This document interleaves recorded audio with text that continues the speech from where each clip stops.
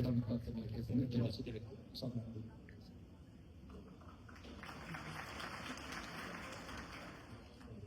Sabahınız hayırlı, hürmetli forum iştirakçıları. Evvela icazə verin, ben təbrik edeyim bütün forum iştirakçılarını ki, biz Azərbaycan Banklar Asosiasiyasının təşəbbüsüyle artık Fintech Summitini nəinki Azərbaycanın, Cənubi Qafqazın və Mərkəzi Asiyanın bir nömrəli əsas Fintech Summitine çevirməyi bacarmışıq. Buna görə zaten mən xüsusi sizə təşəkkür düşür. Azərbaycan Banklarına, Maliyyə Bank Cəmiyyətinə təşəkkür düşür ki, biz artıq bu bölgədəki bir platformaya çevirməyi bacarmışıq. Siz bildiğiniz kimi artık Mühtərəm Cənab Prezident tərəfindən 2030 milli müəllifləri çərçivəsində birinci mərhələni biz 2026-cı illərin uğurla başa vurmaqdayıq və Cənab Prezidentin tapşırıcı əsasında artıq 27-30-cu illər üçün həm sosial-iqtisadi inkişaf proqramı, həm də ki, böyük ayrışada ikinci dövlət proqramının layihələri hazırlanır və dünən Cənab Baş Nazirin yanında bu məsələlər komissiyanın ilk icrası oldu, ilk müzakirələr oldu. Və icazənizlə mən Azərbaycanın milli inkişaf prioritetlərinin həm fintech inkişafı arasındakı korelasiyanı təmin etmək istəyirəm. Birincisi, bizim bu korelasiyada bəxtimiz onda gətirir ki, 2030'da artıq fintech bazarıyla bağlı prognozlar var. 600 milyar dolardan çox, təxminən 700 milyar dolara yaxın fintech pazarının dünyada həzm olacaq. Və Azərbaycan da 2030'u hədəfləyir. Artıq məndən əvvəl Müsal müəllim qeyd etdi.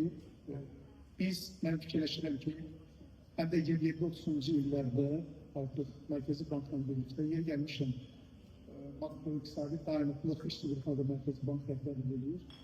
Həmin qrupda biz ona nail olacaq ki, həm də əsas istiqamətlərdən biri fintech istiqamət edəcək. Burada açığı Maliyyə Bank Cəmiyyəsi geliştirdiğine göre mənə elə gəldi ki, biz bir fəlsəfi məsələləri özümüz üçün razılaşdırmalıyıq. O da ondan ibarətdir ki, biz artıq banka bir platforma biznesi kimi davranırıq. Yəni, bank filial mərkəzli, filial əsaslı institut deyil. Yəni, biz bunu artıq qəbul edirik ki, bu platformadır. Əlbəttə, platformanın lap belə dərinliğine gidəndə, biraz da ifrata varanda platforma mani olur. Mən onu qoyuram bir kənara və inanıram ki, Cənab Prezidentin tapşırılığına ibarət ki, biz bu platforma biznesini inkişaf edirik. Bu birinci çok vacib məsələ. İkinci məsələ bundan ibarət ki, deməli, prompt engineering diye bir anlayış var, sualların düzgün qoyuluşu. Hatta ChatGPT ile de işleyende gördük ki soruları sen nerede düzgün mühendisliksense, mesela yakınların bakımından 5 niye soru vardı vesaire veyahut ki bağlı skripti, usulü vesaire. Sen soruları da böyle düzgün koysan Nahit bana kötü ederler çünkü bunun jurnalist elindeki background var. Sorular ne kadar düzgündüyse o kadar da mənə elə gəlir ki meseleler düzgün edeceğiz. Bizim fintech'le bağlı konkret sorularımız mənə elə gəlir, mən bu şəxsi kimi görüyorum. Bundan ibaret ki, birinci növbədə biz DeFi istiqamətində fikirləşməliyik. Yəni, mərkəzləşdirilməmiş maliyyələşmə və bu blockchain üzərindədir. Bu bazara çox sürətlə girir, biz istəsək də istəməsək də. Decentralized finance, belə deyək ki, direct finance-dən müqayisədə üstün artım tempinə malikdir. Banklar bunu görməməzlikdən gələ bilməz. Əksinə, prosesin içərisində olmalıdır. İkinci trend, embedded finance, yani ki maliyenin diğer sektörlerine, platformalarına integrasyası bu taksitle konuşmuş diğer ödenişlere kadar maliye bu platformalarına, maliye biznesi, bank biznesi bu platformalarına yakınlaşmalıdır ve ona göre bu banka platforma değildir. Üçüncü, rektiflik, yani tənzimləmə texnologiyaları çok vacibdir. Bu tüm kirli pulların yığılmasından başlamış, belə deyək ki, ödəniş sistemlərinə qədər müxtəlif tənzimləmələrə xalq edir və bu texnologiyalar biz görülməzlikdən gələ bilməliyiz. Dördüncü ise deməli süni intellekt əsasında fərdiləşmiş yanaşmadır. Yəni bugün etiraf edək ki, təhsildən tutmuş səhiyyə qədər bütün məsələlərdə fərdiləşmiş bir yanaşma var. Yəni bunu Microsoft'un Copilot'ı, Google'un Llama'sı, və hətta ki OpenAI'nin ChatGPT'si və bütün süni intellekt üsulları fərdiləşmiş yanaşmalıdır. Bank sektörü şübhəsiz ki, fərdiləşmiş yanaşmalıdır. Kredi tarihçəsindən tutmuş digər məsələlərə qədər artıq nəzərə almalı və süni intellekt tətbiqləri burada olmalı və nəhayət Green Tech-lə bağlı məsələlər bildiyiniz kimi bizim bank sahəsi ilə üzərində 2 milyard manatlıq vəsaitin cəlb olmasından bağlı ötəliyi götürmüşdür. 5 trend, mən düşünürəm ki, biz bu 5 trendi gətirməli platforma biznesini, banka gətirməliyik. Çünki açığı burada bir məsələ var ki, Azərbaycan yəni, belə deyək ki, böyük ölkə olmadığına görə bu miqyas effekti işləyir. Biz etiraf edək ki, yəni, bu miqyaslı ölkələrdə böyük birdən-birə belə deyək ki, unicornların planı çıxması ehtimalı bir qədər aşağıdır. Bizdə belə deyək ki, bank sektörünü burada avsakallar oturub, hörmətli Məhəmməd müəllim, hörmətli Sabit müəllimimizin, hörmətli bank cəmiyyəsindən çoxlarını adını çəkmək istəmirəm ki, vaxtımız gedəcək. Amma bir məsələ var ki, bank sektörü oturmuş bizim elə bir ki, ən yaxşı nailiyyətlərimizdən biridir, ən yaxşı inkişaf etmiş institutumuzdur bizim. Yaxşı belədirsə, onda gəlin biz bu platformanın üzərində duranda, işinci elə deyilik.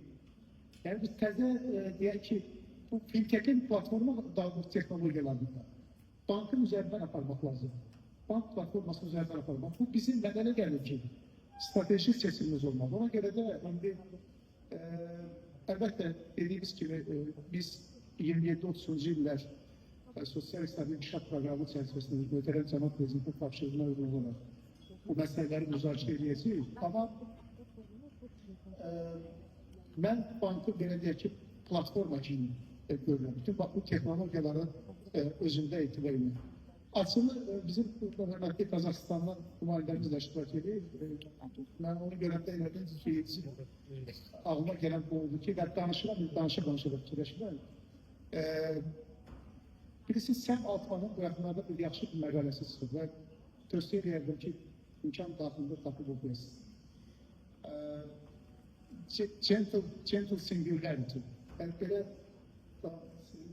tərcümə etsək, bunu necə tərcümə edilməz, bəlkə də zərif fövqəladəlik məsələn, belə bir yanaşmadır.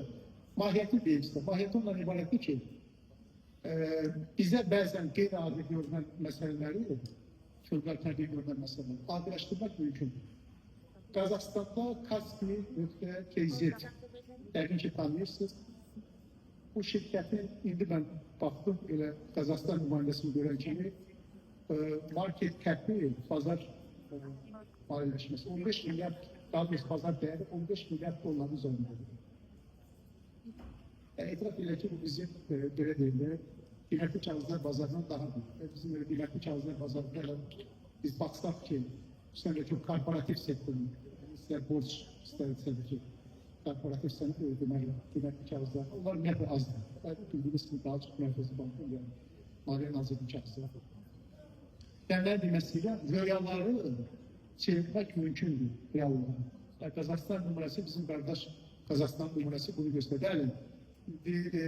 Fintech deyəndə gözümüzün qabağında Nubank gəlir, Revolt gəlir, və s.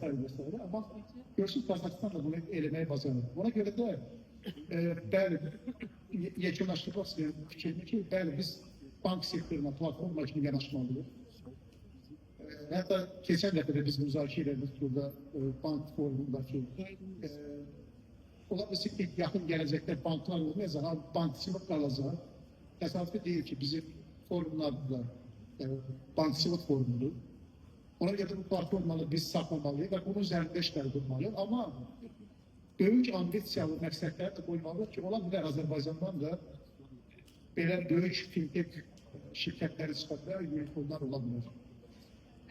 Mən hesab edirəm ki, bu çox, belə deyək ki, Mərkəzi Banklar Assosiasiyasından bizim birlikte təşkil etdiyimiz bu iki platformu, Fintech Summiti və Bankasılık Forumu, hər ikisi çox məhsuldar platformalardır və inanıram ki, bundan sonra da bizim çox yaxşı panel müzakirələrimiz olacaq və bütün bu müzakirələr əlbəttə stakeholder kapitalizmi nöqteyi nəzərdən götürsək, belə deyək ki, reprezentativliyi artırır, təmsilçiliyi artırır, hamının fikrini nəzərə alır və hamının belə deyək ki, əldə olunmuş nəticələri özünə ki, çünki sahiblik hüququ çox lazımdır. Burada biznes sahibisi deyil. Yəni, bir adamın ki, bir nəyəsə sahibliyi olmadır, onun inkişafına maraqlı olmalıdır. Ona görə dövlət də maraqlıdır ki, bu cür müzakirələrdən mümkün qədər ağlı fikirləri əks eləsin və özünün strateji inkişaf planlarında göstərsin. Bir daha əvvəlinizdən uğurlar arzu edirəm, sağ olun. Təşəkkür ederim.